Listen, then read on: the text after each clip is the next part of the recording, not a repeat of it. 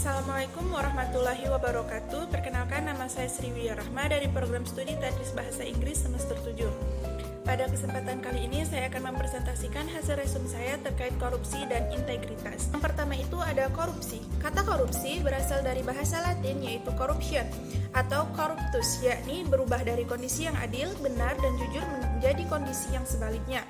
Sedangkan menurut Kamus Besar Bahasa Indonesia ada beberapa peristilahan lain terkait dengan korupsi seperti korupsi, korup artinya busuk, korupsi artinya penyelewengan atau penyalahgunaan uang negara, perusahaan, dan lain-lain untuk kepentingan kepribadian orang lain.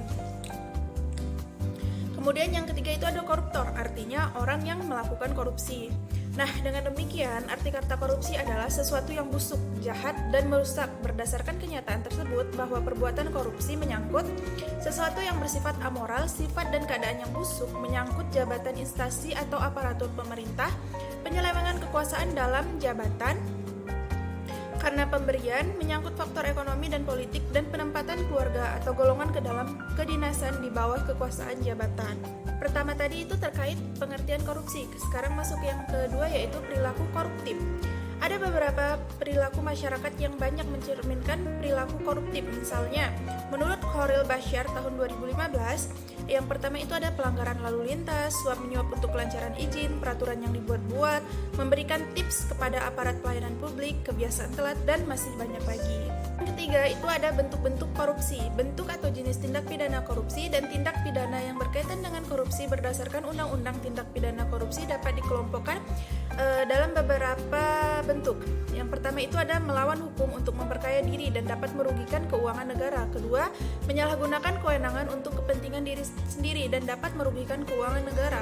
Ketiga, menyuap pegawai negeri. Keempat, memberi hadiah kepada pegawai negeri karena jabatannya. Kelima, pegawai negeri menerima suap. Keenam, pegawai negeri menerima hadiah yang berhubungan dengan jabatannya. Yang ketujuh, menyuap hakim. Yang ke-8, menyuap advokat. Yang ke-9, hakim dan advokat menerima suap. Yang ke-10, pegawai negeri menggelapkan uang atau membiarkan penggelapan terjadi. Dan masih banyak lagi bentuk atau jenis tindak pidana korupsi lainnya menurut Undang-Undang Tindak Pidana Korupsi. Tadi kita telah membahas apa itu pengertian korupsi, jenis dan bentuk korupsi, dan bentuk perilaku koruptif juga. Yang kedua ini kita akan membahas terkait integritas. Kata integritas berasal dari bahasa Latin integer yang berarti keutuhan, kesehatan, tak tersentuh, utuh, dan seluruh. Secara harfiah, integritas adalah konsistensi dan keteguhan yang tak tergoyahkan dalam menjunjung tinggi nilai-nilai luhur dan keyakinan. Seorang dikatakan mempunyai integritas apabila tindakannya sesuai dengan nilai, keyakinan, dan prinsip yang dipegangnya menurut Wikipedia. Kemudian, seorang pribadi yang memiliki integritas dalam dirinya terdapat beberapa ciri-ciri. Di antaranya yang pertama, memiliki fisik yang sehat dan bugar, memiliki kemampuan hidup sosial yang semakin baik. Yang kedua, kadar konflik dirinya rendah, memiliki kemampuan dalam menata batin sampai mencapai tahap kebebasan batin dan semakin memiliki cinta yang personal. Kelima, seorang yang tidak mudah bingung tentang mana yang benar atau salah, baik atau buruk. Keenam, memiliki kemampuan melihat hidup secara jernih, melihat hidup apa adanya. Ketujuh, orang ini juga dapat membaktikan tugas, kewajiban, atau panggilan tertentu yang ia pandang penting. Yang ketiga yaitu terkait sejarah perkembangan korupsi di Indonesia. Yang pertama ada pra-kemerdekaan terbagi menjadi dua masa. Yang pertama masa pemerintahan kerajaan. Bagaimana perkembangan korupsi di masa pemerintahan kerajaan? Nah, ada berbagai perkembangan. Yang pertama, tradisi korupsi sendiri yang tiada henti pada masa pemerintahan kerajaan. Kemudian perebutan kekuasaan di kerajaan Singosari. Kemudian di kerajaan Majapahit terjadi pemberontakan. Kemudian di kerajaan Banten terjadi perebutan tahta. Kemudian perlawanan rakyat terhadap Belanda, kehancuran kerajaan-kerajaan besar karena perilaku korup. Nah, kemudian yang kedua itu pada masa kolonial Belanda. Yang pertama, raja dan lingkungan bangsawan mendominasi sumber-sumber ekonomi di masyarakat. Yang kedua, budaya yang sangat tertutup dan penuh keculasan sehingga menyebabkan korupsi semakin berkembang.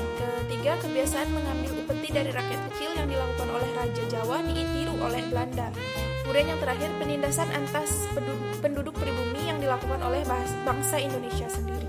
Kemudian sejarah perkembangan korupsi di Indonesia sendiri yang kedua itu ada pasca kemerdekaan atau setelah kemerdekaan. Terdiri dari tiga masa, yang pertama Orde Lama, Orde Baru, dan era Reformasi. Nah, Orde Lama dibentuk Badan Pemberantas Korupsi. Pejabat pemerintah diharuskan mengisi formulir yang disediakan. kurun waktu 3 bulan sejak operasi Budi Keuangan Negara dapat diselamatkan sebesar kurang lebih 11 miliar. Yang keempat, pembubaran operasi Budi yang diganti menjadi Kotran. Kemudian pada masa Orde Baru, pemerintah menerbitkan Kapres tentang pembentukan TPK atau sejenis tim pemberantas korupsi. Kemudian yang kedua itu, Bung Hatta memunculkan wacana bahwa korupsi telah membudidaya di Indonesia. Yang ketiga, dibentuk OPSTIP dengan tugas lain juga memberantas korupsi. Yang keempat, organ-organ negara seperti parlemen yang memiliki fungsi pengawasan dibuat lemah. Yang ketiga yaitu reformasi. Pada masa reformasi ini sendiri ada beberapa perkembangan terkait korupsi, yang diantaranya pada masa pemerintahan Presiden B.J. Habibie muncul TAP MPR tentang pengelolaan negara yang bersih dan bebas KKN dan membentuk badan negara untuk memberantas korupsi. Kemudian yang kedua, banyak koruptor kelas kakap yang diperiksa dan dijadikan tersangka pada masa Baharudin Lopa sebagai jaksa agung. Kemudian di bawah pemerintah Megawati, wibawa hukum dalam pemberantasan korupsi semakin merosot. Yang keempat, Megawati membentuk KPTPK. Yang kelima, di era SBY, visi pemberantasan korupsi tercermin dari langkah awal yang dilakukannya dengan TAP Presiden nomor 5 tahun 2004 dan kemudian dilanjutkan dengan penyiapan peran yang disusun oleh Bappenas. Nah, sekian presentasi saya terkait korupsi dan integritas. Saya akhiri, wassalamualaikum